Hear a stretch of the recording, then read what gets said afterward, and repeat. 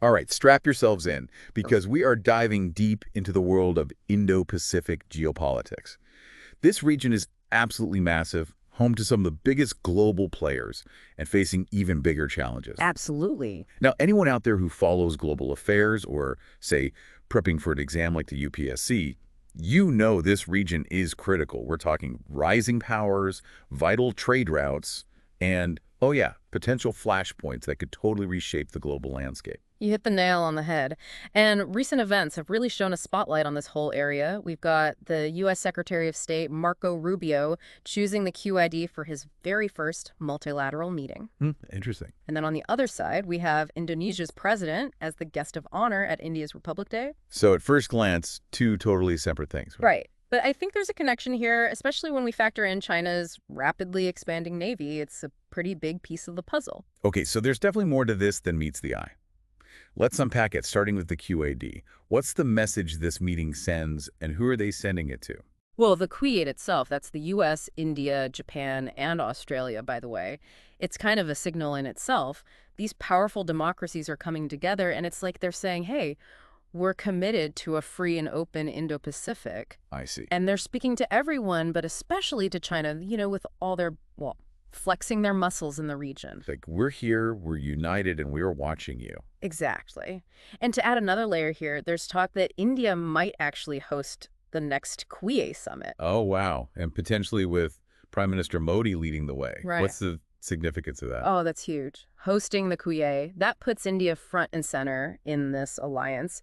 It would really solidify their role as a major player, shows they're willing to take on more of a leadership position in shaping the Indo-Pacific's future. And for Modi himself. It's a chance to showcase India on the world stage. It shows their growing influence globally, and it really underlines their commitment to, well, balancing China's rise. Okay, so we've got this alliance forming on the one hand, but then there's this elephant, or should I say dragon, in the room. You're talking about China's naval expansion. Yeah, that's right. I mean, our sources have some pretty eye-popping stats. Yeah. Apparently, China already has the largest navy in the world, something like 500 warships. Wow. And get this, they've added like 135 warships in just the past decade. That's incredible. Well, that's mind-blowing. It's definitely raising eyebrows, that's for sure. A lot of countries in the region are watching this very closely. So it's not just the sheer number of ships, it's the technology too, right? Right. What's really concerning isn't just how many ships they have, it's that their weaponry is getting more and more sophisticated. And their reach is expanding. They're projecting power further into the Indo-Pacific, and, well, it's raising a lot of questions about what their long-term goals are. So why should we care about all these warships? What does this mean, practically speaking, for freedom of navigation, for trade routes, for the overall security of the region? Okay, think of the Indo-Pacific like a massive highway for global trade. Trillions of dollars in goods flowing through its waters every year. Right. Now imagine a powerful force trying to control that highway, imposing tolls, dictating the terms, maybe even threatening to block access altogether. I see where you're going with this. That's the potential risk here. It could disrupt those vital trade routes. It could challenge the existing balance of power. And it could even, well, lead to conflict, especially in sensitive areas like the Taiwan Strait. Speaking of tricky situations, let's talk about India's position here. They're facing growing pressure from China, especially with those ongoing border disputes, right? Yeah. But at the same time, they don't want to completely push Beijing away. They want to keep some level of cooperation going. It's a tough balancing act. It absolutely is. Within India, there's a lot of debate about how to handle this. Yeah. Some people argue for what they call strategic autonomy. Basically, it means putting India's own interests first, not getting too cozy with any one superpower, keeping their options open in their foreign policy. So like staying independent and flexible.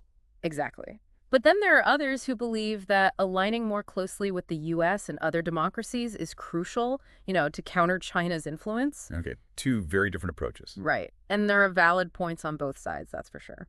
So where does India really stand? What's their national interest approach all about? Well, if you look at what they're actually doing, not just what they're saying, it seems like they're taking a very practical approach. How so? They're engaging with the QA, they're strengthening ties with the U.S., but they're also keeping those lines of communication open with China. They're not rushing into anything exclusive. They're trying to keep their options open. Makes sense. Weighing the risks and benefits of every move. It's pretty smart, actually. It sounds like they're playing the long game, trying to figure out how to secure their interests in a world that's changing really fast. Mhm. One thing that really jumped out at me in our sources was this idea of Atmanirbhar Bharat. Oh, yeah, self-reliant India. Right, exactly. And a big part of this seems to be about boosting their domestic manufacturing, especially when it comes to defense. Why is that so important, especially in the context of the QA and, well, China? It's a good question. It's about more than just making things in India. Atmanirbhar Bharat is about reducing their reliance on other countries, I see. especially for critical technologies, military equipment. It's about being able to stand on their own 2 feet when it comes to defense, not having to rely on others. Yeah. And in a world where things are shifting as rapidly as they are, where geopolitical rivalries are heating up, well, self-reliance, that becomes a pretty valuable asset.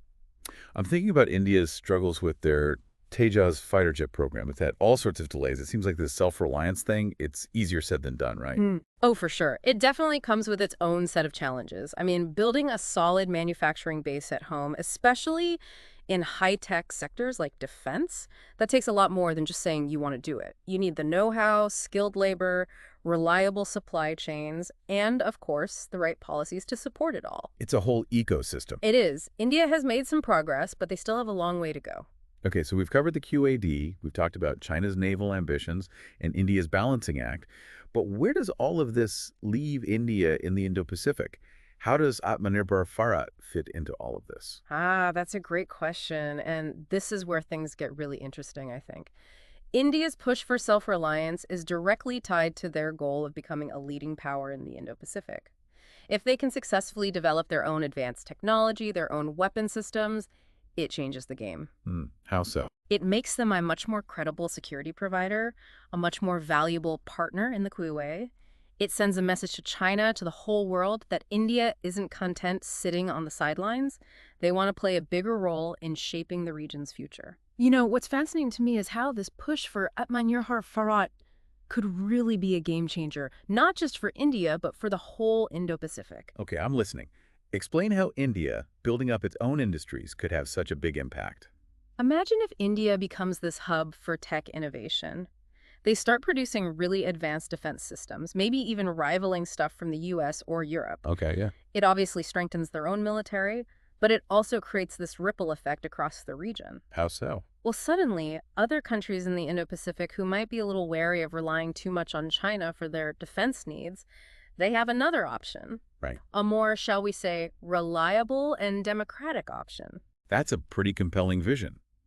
But let's face it, India's defense industry has hit some roadblocks in the past. We even talked about those delays with the Tejas fighter jet program. How do they actually overcome those hurdles and make Atmanirbhar Bharat a reality? It's not going to be easy, that's for sure. One of the biggest things they need to tackle is this risk-averse culture in their defense sector. What do you mean? There's a tendency to play it safe, stick with what they know, import technology instead of investing in their own research and development, which can be risky. Makes sense. But to really achieve self-reliance, they need to shift that mindset, encourage innovation, cut through the red tape, make things more competitive, Yeah. and get the public and private sectors working together. It's almost like India is trying to redefine itself on the world stage. For a long time, they've been seen as this big importer of defense equipment. But Atmanirbhar Bharat, it's about becoming a producer, an exporter, a real player in the global arms market. Exactly. What kind of message does that send? It's a powerful statement, It's like they're saying, look, we're not content just relying on others for our security. We're taking control. I see. And it resonates not just with potential buyers for their weapons, but with other countries that are also trying to, find their own place in a world where these superpowers are calling the shots. Right. It's about autonomy, really. So India's journey towards self-reliance is like this fascinating subplot in this whole Indo-Pacific saga. Yeah. But let's zoom out for a second and look at the bigger picture. How does all of this, the QA, China's naval expansion, India's ambitions, how does it affect the average person living in this region? That's the key question, isn't it? At the end of the day, all these geopolitical shifts have real-world consequences. Take trade, for example. We're talking about trillions of dollars worth of goods moving through the Indo-Pacific every single year. That's a lot. Any disruption to those shipping lanes, whether it's conflict or just, some kind of coercion, it would have a massive impact. Global supply chains, prices of everyday things, people's jobs, everything. It's like a domino effect. Tensions escalate in the South China Sea, a major shipping route gets blocked, and suddenly the cost of, say, electronics or clothing skyrockets on the other side of the world. Precisely. And it goes beyond just the economic side of things, too. Imagine you live on a small island nation in the Pacific. Your home, your family, your entire way of life, it depends on stability in the region. Yeah. All this tension, the military buildup, the possibility of conflict, it creates this cloud of uncertainty. It's unsettling. People just want to live their lives in peace. So the stakes are high. And while we've been focusing on the major players, the US, China, India, it's easy to forget that the Indo-Pacific is this incredibly diverse region. So many countries, each with their own perspective and priorities. Absolutely. And one country that I think often gets overlooked but plays a critical role is Indonesia. Our sources describe it as strategically located right on those crucial routes into the South China Sea. What's their take on all of this? How are they navigating this really complex situation? It's like they're holding a key piece of the puzzle. What are Indonesia's priorities? Where do they stand on this rivalry between the U.S. and China? Indonesia's fascinating because they're walking this incredibly fine line. They're the fourth most populous country in the world, a major economic player in Southeast Asia. Right. And they've got a strong interest in keeping things stable in the region. But at the same time, they don't want to be seen as picking sides or getting dragged into a conflict between the U.S. and China. Their approach is sometimes described as friends to all, malice towards none. I like that. It really reflects their commitment to staying neutral, promoting dialogue and cooperation. But that must be tough, especially with the U.S. and China both vying for influence in the region. How do they manage to stay on good terms with both without upsetting either? It takes a lot of diplomatic skill. They engage with both sides on economics, security, but they're careful not to do anything that could be seen as aligning too closely with one over the other. Makes sense. They emphasize something called Asian centrality. It means they prioritize the role of that regional bloc in shaping the Indo-Pacific's future, instead of letting any one external power dominate. So even though we've talked a lot about the QA, it's clear that the Indo-Pacific is much more complex than that. There are so many other players, like Indonesia, trying to chart their own course and influence how things unfold. Exactly. And understanding these different perspectives is crucial to really grasping the complexity of the Indo-Pacific. It's not a simple black and white contest between superpowers. Right. It's this intricate web of competing and sometimes converging interests. Okay, we've covered a lot. The QAT, China's naval ambitions, India's drive for self-reliance, Indonesia's balancing act. But where do we go from here? What does this mean for the future of the Indo-Pacific? Well, the Indo-Pacific is at a crossroads, and there's no way to predict the future with certainty. But what we can do is identify the key trends, understand what motivates the major players, and try to anticipate what might happen as a result of their actions. So it's less about having all the answers and more about asking the right questions. Exactly. And one of the most important questions, I think, is what role do we want to play in all of this? Because whether we realize it or not, we're all part of this story. That's a really good point. It's easy to feel like these geopolitical events are happening somewhere far away, and we're just watching from the sidelines. Right. But the choices made by governments, businesses, even individuals, it all contributes to how this unfolds. That's true. And it means we have a responsibility to stay informed, to have thoughtful discussions, to consider how our own actions might play a role. So even small things can make a difference. Absolutely.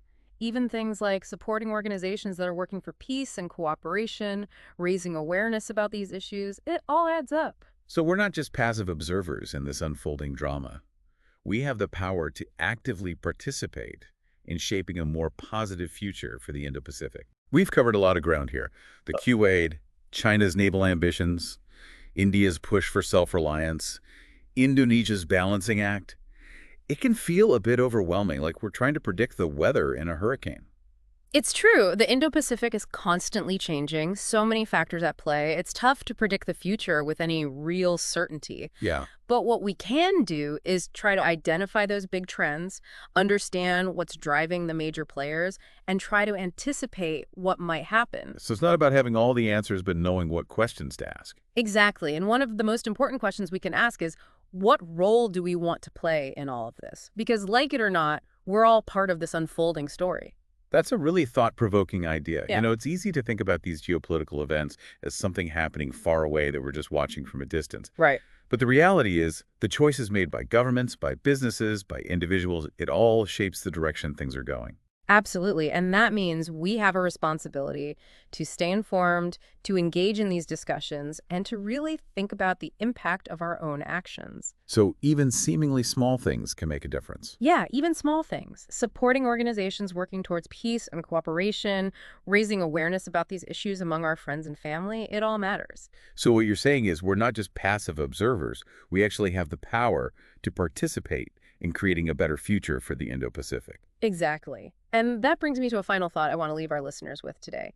Imagine a future for the Indo-Pacific where countries work together to solve shared problems, where disputes are settled peacefully, and where everyone benefits from economic prosperity. It's a nice vision. It may seem like a distant dream, but it's a future worth working towards. And who knows? Maybe one of our listeners today will be a future leader, a diplomat, or an innovator, someone who helps make that vision a reality. That's a great way to end this conversation. Thanks for joining us for this deep dive into the Indo-Pacific. My pleasure. We hope you found it insightful and engaging. If you did, please do us a favor. Like this episode, subscribe to the channel, and share it with anyone you know who's interested in this fascinating region. And stay tuned for more deep dives into global affairs coming soon.